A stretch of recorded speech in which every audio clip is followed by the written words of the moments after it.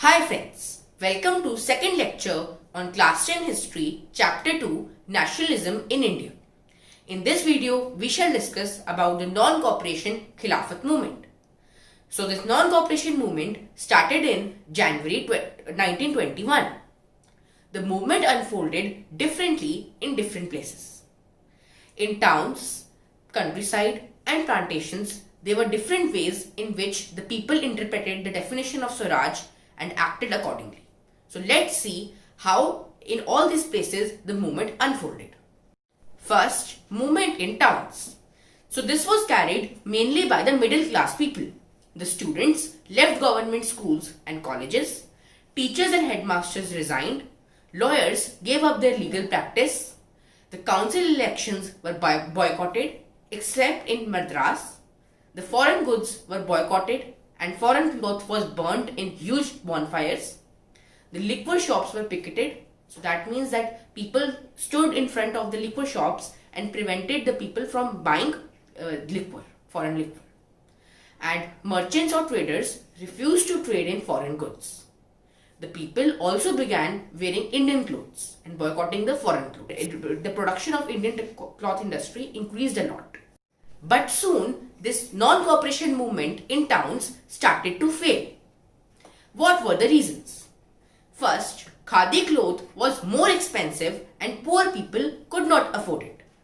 As this khadi cloth, this made in India cloth was made by hands. So therefore it was more expensive than the mill-made cloth in Britain.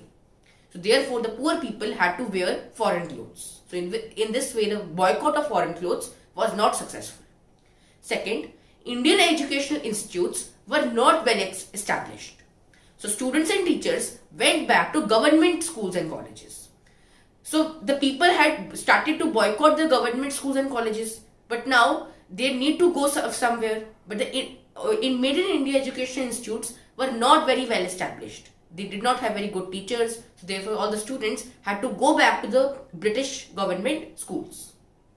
Third, the lawyers also joined work back in the government courts. So in this way, the non-cooperation movement in towns was not at all successful. Second, the movement in countryside. So in the countryside, the movement was carried out by peasants and by tribals. First, movement by peasants. So in Awadh, the peasants were led by Baba Ramchandra. The movement was against talukdars and landlords. So these talukdars and landlords forced the peasants to pay high rent.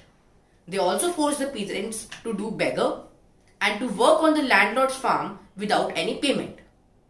And also the peasants were regularly evicted from their land. So due to all these problems faced by the peasants started to revolt.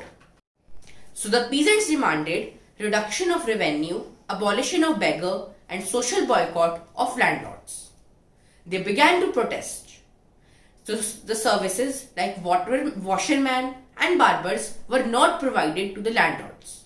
The Oath Kishan Sabha was set up by Jawaharlal Nehru, Baba Ramchandra and other leaders in October 1920. The movement took a very violent phase.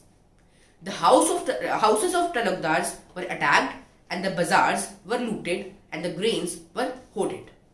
The peasants misused Gandhiji's name to certify all the violence done by them. So if anybody asked them that why they were looting the bazaars and attacking the houses, then they said that they were doing this in the name of Gandhiji. And Gandhiji had said to do this. But although Gandhiji was against violence and he preached non-violence or satyagraha. So in this way, this movement was also not very successful. Now, let's understand about the movement in countryside by the tribals. So in the Gudam hills of Andhra Pradesh, the colonial government had closed forest areas, preventing the people from entering forests. The government also forced the people to do beggar for road building. So the government forced the people to build their roads and they did not give any payment to the people. Hence, the people got very agitated and the hill people of this Gudam hills started to revolt. They started a military guerrilla movement in early 1920 led by Alluri Sitaram Raju. And Alluri Sitaram Raju claimed to have some special powers and he was like a god to the people, and he led this movement, this guerrilla movement. And in this movement, the rebels attacked the police stations and tried to kill the British officials. But the result of this movement was that Raju was captured and executed in 1924, but he still became a hero. Third, now let's learn about the movement in plantations by the plantation workers. So earlier, there was an Inland Emigration Act of 1859, in which the plantation workers were not permitted to leave the tea gardens without prior permission. So they had to take the permission from the owner, and then only they could leave the plantation. But now, when the workers heard about the non-cooperation movement, thousands of workers left the plantation and headed home. So they believed that now they were free to go home. And they believed that Gandhi Raj was coming and everyone would be given land in their own village. With this thought, they started to go home. However, they never reached their destination. They were caught up by the police and brutally beaten up. So the conclusion of this non-cooperation movement was that everyone interpreted Swaraj in their own way. In 1922, the Chauri Chaura incident took place, in which a police station was burned by the local people. In February 1922, the Gandhiji decided to withdraw non-cooperation movement as it was turning violent in many places. Thus, in the next video, we shall discuss about the aftermath of non-cooperation movement and what happened after the non-cooperation movement. Thank you.